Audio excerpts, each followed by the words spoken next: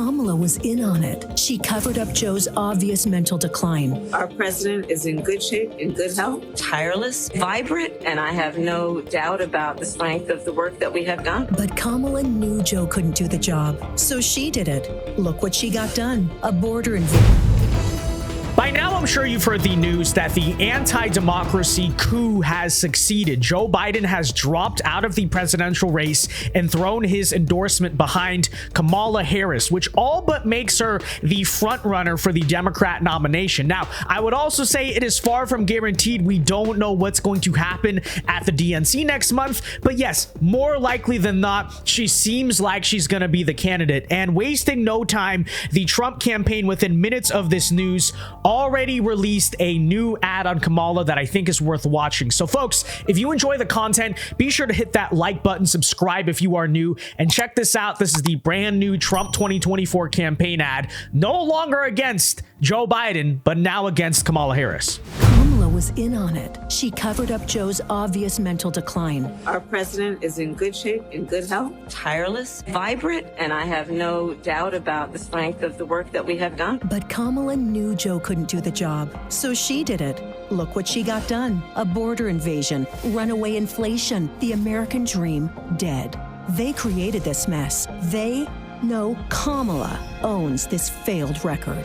Make America Great Again Inc. is responsible for the content of this advertising. So as you can see, clearly the strategy of the Trump campaign is going to be to tie the failures of Biden to Kamala Harris, which is smart. And after all, she's the VP. But it's also a reason why I kind of question the decision making here from the Democrats, because yes, I fully understand why they want to replace Biden, but to replace Biden with Kamala, that puts you in the worst possible position, because Kamala Harris arguably is more unlikable than Biden. But most of all, on Biden's unpopular record with immigration, with the economy, with foreign policy, Kamala can't run away from it, right? If you ran Newsom, if you ran Whitmer, if you ran Josh Shapiro, at least they could stand up there and say, well, I'm not Joe Biden, so you can't pin the failures of Biden on me. With Kamala, there is absolutely no running away from this, especially considering the fact that you remember Joe Biden crowned her the border czar, right? Biden literally put her in charge of immigration, which is Biden's most unpopular issue. So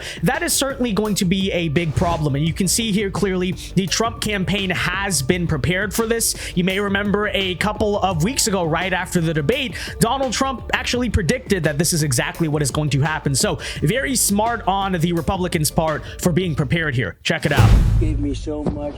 How did I do with the debate the other night? Oh, amazing. Kicked that old broken down pile of crap. Yeah. It's a bad guy. He just quit, you know. He's quitting the race. Is that right? Yep, I got him out of the race. And that means we have Kamala.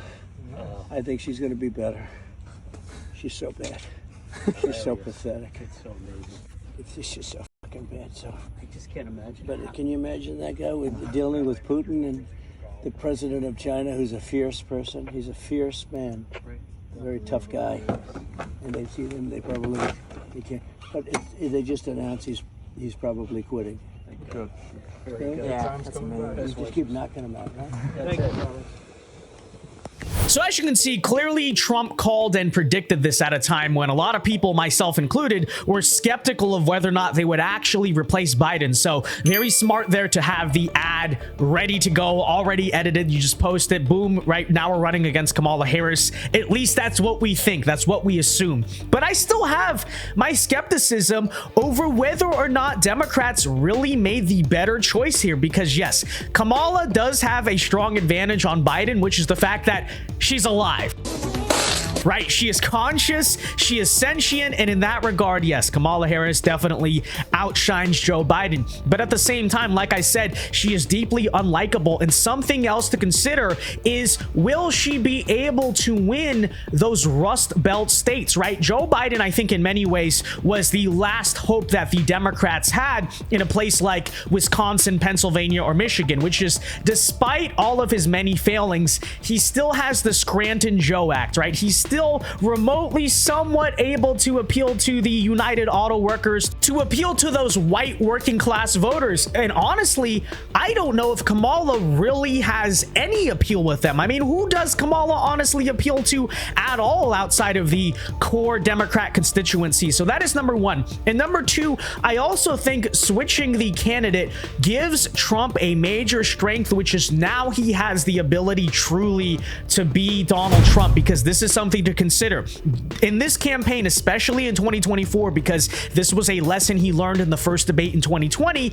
You almost have to go a little bit easy on Joe Biden, because if Trump is too hard on Biden, it looks like bullying an old man, right? Because that's the take on Joe. Because you look at Joe Biden out there, he's so old and senile and feeble that a lot of people genuinely do feel kind of bad for him. So when Trump goes out there and he's super aggressive and he's classic Donald Trump, it doesn't land the same way, because it feels like you're bullying someone who's literally just defenseless. But Kamala Harris is far from that. I would say Kamala Harris in many ways resembles Hillary Clinton. She may be even worse than Hillary Clinton, which is just an annoying, cringe, unlikable, pantsuit wearing individual. And I think in that regard, Trump now has the ability, without any issues of seeming like a mean guy or a bully because people don't like Kamala Harris, it is satisfying to see Kamala Harris be put in her place. Now Trump has the ability to go on offense. He has the ability to really resemble the 2016 Trump that you saw be very aggressive, be very brutal against Hillary Clinton. And because Hillary was so unlikable,